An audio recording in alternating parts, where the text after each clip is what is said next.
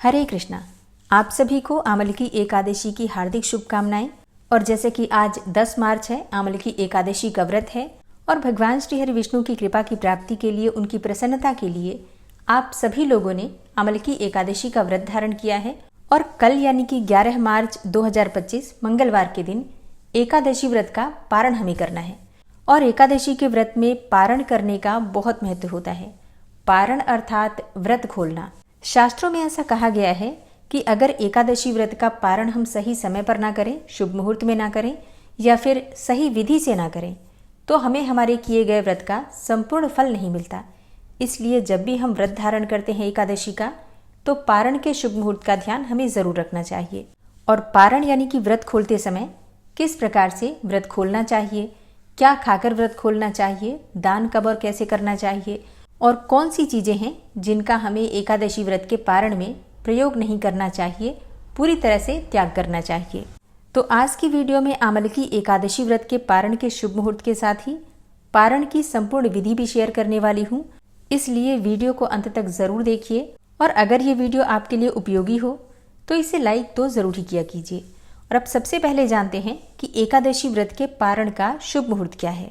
तो देखिए, एकादशी व्रत का पारण हमेशा द्वादशी तिथि में हम करते हैं और द्वादशी तिथि प्रारंभ हो जाएगी 10 मार्च को सुबह 7:44 पर और द्वादशी तिथि का समापन हो रहा है 11 मार्च को सुबह 8:13 पर। तो 11 मार्च 2025 मंगलवार के दिन सूर्योदय के बाद आप अपना व्रत खोल सकते हैं। और 11 मार्च को सूर्योदय काल का समय है सुबह 6:35 पर। तो 11 मार्च को मंगलवार के दिन सुबह 6:35 से सुबह 8:13 तक आप अपना व्रत खोल सकते हैं, व्रत का पारण कर सकते हैं। और द्वादशी तिथि के दिन व्रत के पारण करने से पहले दान करना अत्यंत आवश्यक होता है। तो दान करने का जो शुभ मुहूर्त आपको प्राप्त हो रहा है वो है सुबह 6:35 से सुबह 8:13 तक। मतलब आप अपने व्रत खोलने से पहले दान कर लीजिए और उसके बाद शुभ मुहूर्त में आप अपना व्रत खोल लीजिए। 11 मार्च को यानी कि द्वादशी तिथि के दिन सर्वार्थ सिद्धि योग लग रहा है, जो कि आप सभी जानते हैं अत्यंत ही श्रेष्ठ माना जाता है। इस समय में कोई भी शुभ कार्य करते हैं तो उसमें आपको सफलता मिलती है, मतलब वो कार्य आपका सिद्ध होता है। तो ऐसे समय में भगवान श्री हरि विष्णु के नाम का, मंत्र का अधिक से अधिक स्मरण कीजिए और हाँ, दान अवश्य कीजिए। और अब जानते हैं कि आमलकी एकादशी पर आपको व्रत का पारण किस प्रकार से करना है और किस चीज से आपको अपना व्रत खोलना है। द्वादशी तिथि के दिन आपको जल्दी उठना है। जिस प्रकार से एकादशी के दिन हम ब्रह्म मुहूर्त में उठते हैं, उसी प्रकार से द्वादशी के दिन भी जल्दी उठकर और नित्य कर्मों से निवृत्त होकर स्नान करके इसके बाद भगवान सूर्यदेव को जल देना चाहिए और उसके बाद भगवान श्री हरि विष्णु की विधि विधान से पूजा करनी चाहिए। पूजा हम उसी प्रकार से करते हैं जिस प्रकार से हम एकादशी के दिन करते हैं। भगवान श्री हरि विष्णु का पंचामृत से अभिषेक करते हैं, उन्हें पीले वस्त्र अर्पित करते हैं, पीले चंदन से उनका श्रृंगार करते हैं और फिर धूप, दीप, पुष्प इत्यादि अर्पित करके विधि विधान से उनकी पूजा करते हैं। पंचामृत का भोग लगाते हैं भगवान को।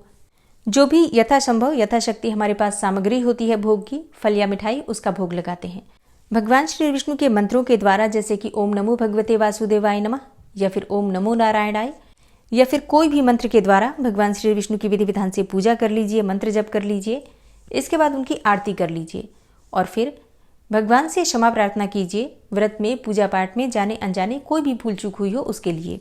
इसके बाद जिस प्रकार से आप व्रत का संकल्प लेते हैं, जैसे कि कई भक्त हैं जो कि हाथों में जल और पुष्प लेकर संकल्प लेते हैं, या फिर कई भक्त वैसे ही सिर्फ हाथ जोड़कर भी भगवान के व्रत का संकल्प ले लेते हैं। तो जिस प्रकार से आपने व्रत का संकल्प लिया है उसी प्रकार से आपको व्रत का समापन करना है। जैसे कि अगर आपने हाथ में जल पुष्प लेकर व्रत का संकल्प लिया है तो उसी प्रकार से हाथ में जल और पुष्प ले लीजिए, थोड़े से तिल ले लीजिए सफेद वाले, और भगवान के सामने हाथ जोड़कर प्रार्थना कीजिए कि हे श्री हरि विष्णु, हे जगत के पालनहार, मैंने आपकी कृपा की प्राप्ति के लिए आपकी कृपा से आमलकी एकादशी का व्रत धारण किया और पूरे सच्चे मन से श्रद्धा भाव से आपकी पूजा आराधना की। यथाशक्ति यथासंभव जैसा भी मुझसे बन सका मैंने पूजा की, आराधना की, मंत्रों का जप किया। हे श्री हरि विष्णु, आप उसे स्वीकार कीजिए और इस व्रत में, पूजा पाठ में किसी भी प्रकार की भूल चूक हुई हो तो मुझे क्षमा कीजिए और अपनी अविरल भक्ति मुझे प्रदान कीजिए।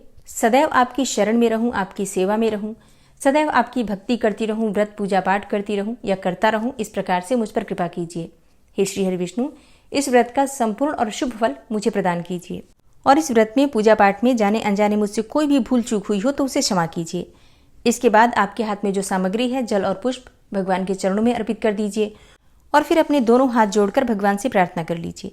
एक और चीज़, अगर आपने किसी कामना के निमित्त ये व्रत धारण कर रखा है, जैसे कि बहुत से भक्त हैं जो अपनी मनोकामना के लिए ये व्रत धारण करते हैं, जैसे कि संतान प्राप्ति की या फिर धन प्राप्ति की या फिर विवाह की या और भी बहुत सारी कामनाएं होती हैं भौतिक सुखों की। तो अगर आपने किसी भी प्रकार की कामना के लिए ये व्रत धारण किया हुआ है तो अपनी कामना भी भगवान श्री हरिविष्णु से कह दीजिए, उनसे प्रार्थना कर लीजिए और अपना व्रत, अपनी पूजा भगवान श्री हरिविष्णु को समर्पित कर दीजिए कि हे श्री हरिविष्णु, मैंने जो भी व्रत पूजा पाठ किया सब आप ही को समर्पित करती हूँ, आप उसे स्वीकार करके और मुझ पर कृपा कीजिए। और फिर भगवान श्री हरिविष्णु की विधि विधान से पूजा करने के बाद तुलसी की पूजा कीजिए, तुलसी में जल दीजिए और धूप दीप पुष्प अर्पित करके तुलसी माता से प्रार्थना कीजिए।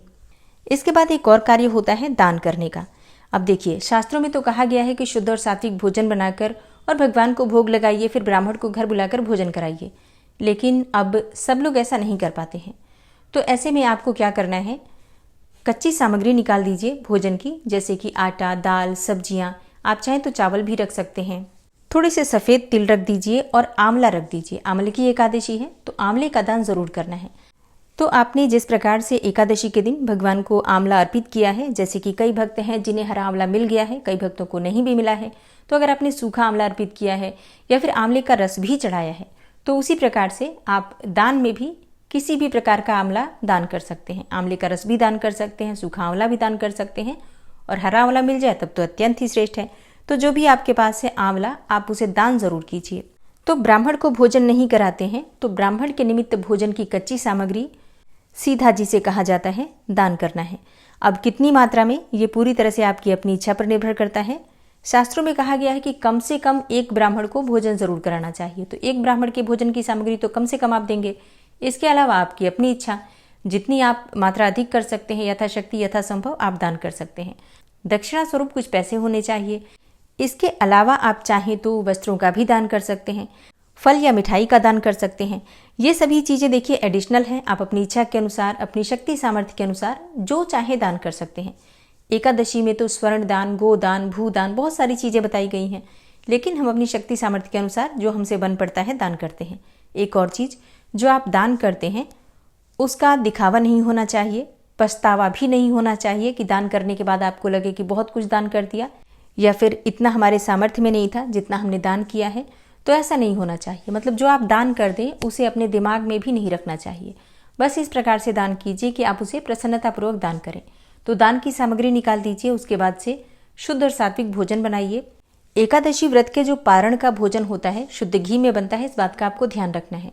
देखिए, माघ मास की कथा अगर आपने सुनी होगी तो माघ मास महात्म्य में यानी कि पद्म पुराण में ये वर्णन आता है कि एक राजा ने एकादशी व्रत के पारण के समय, मतलब द्वादशी तिथि के दिन, तेल में बना हुआ भोजन खाया, शरीर में तेल लगाया, जिसकी वजह से उसे व्याघ्र का रूप मिला।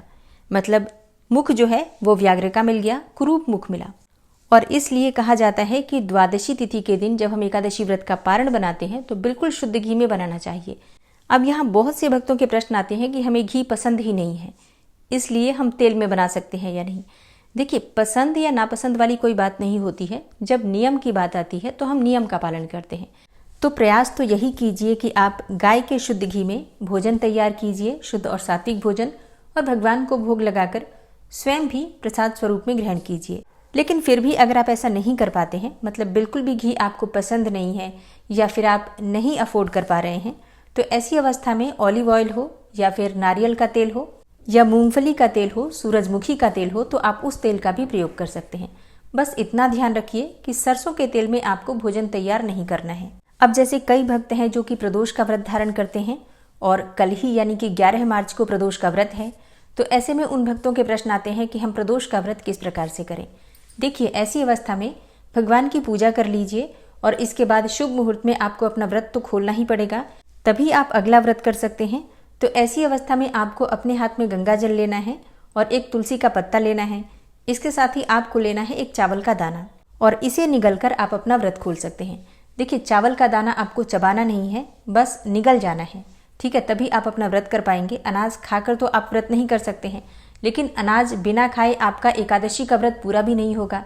तो ऐसी अवस्था में चावल का एक दाना और इसके साथ ही तुलसी का पत्ता, भगवान का चरणामृत लीजिए और भगवान को अपना व्रत, अपनी पूजा समर्पित करके और इसके बाद अपने दूसरे व्रत का संकल्प लेकर आप अपना व्रत कर सकते हैं। एकादशी व्रत के पारण में आपको कौन सी चीजें खानी चाहिए? देखिए, चावल जरूर खाना चाहिए। बिना चावल खाए व्रत पूरा नहीं माना जाता है, इसलिए जब भी आप पारण बनाते हैं तो उसमें चावल अवश्य बनाइए। और अगर चावल नहीं बना पाते हैं या फिर कई ऐसे स्थान हैं जहां पर कि चावल का प्रयोग एकादशी व्रत के पारण में नहीं किया जाता है, तो ऐसे में भी आपको कम से कम 1 दाना चावल का जरूर लेना है तुलसी पत्ते के साथ, ताकि आपके व्रत का संपूर्ण फल आपको प्राप्त हो सके। और अब एकादशी व्रत के पारण में हमें क्या नहीं खाना चाहिए, तो देखिए, एकादशी व्रत के पारण में गाजर, मूली, बैंगन, शाक, टमाटर और इसके अलावा मसूर की दाल, लहसुन, प्याज इत्यादि ये सभी चीजें बिल्कुल भी भूल से भी नहीं खानी चाहिए। तो इन सभी बातों का ध्यान हमें रखना चाहिए जब हम एकादशी का व्रत करते हैं। तो व्रत के पारण का बहुत महत्व है। अगर हम सही तरीके से, सही विधि से और सही चीजों से व्रत का पारण नहीं करते हैं तो हमारे किए गए व्रत का संपूर्ण फल हमें नहीं मिलता। तो इसलिए एकादशी का व्रत जितना महत्वपूर्ण है, उस व्रत का पारण भी उतना ही महत्वपूर्ण है।